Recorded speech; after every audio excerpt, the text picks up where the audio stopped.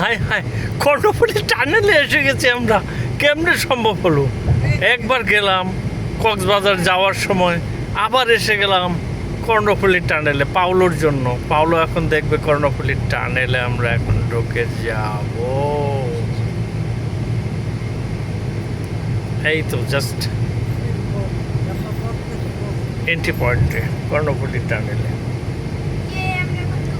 আবারও Karnaphuli tunnel.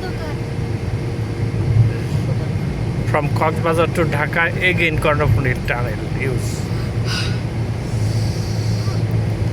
Now we are in Karnapuli Tunnel. টানেলের ভিতরে এখন আমরা যাচ্ছি।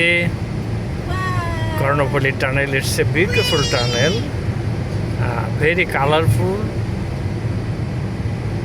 and super lighting.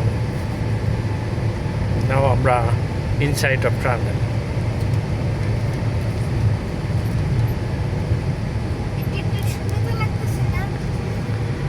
হ্যাঁ, একটু অক্সিজেনের সামান্য একটু ঘাটতি হয়, তাতে সমস্যা খুব একটা হয় না।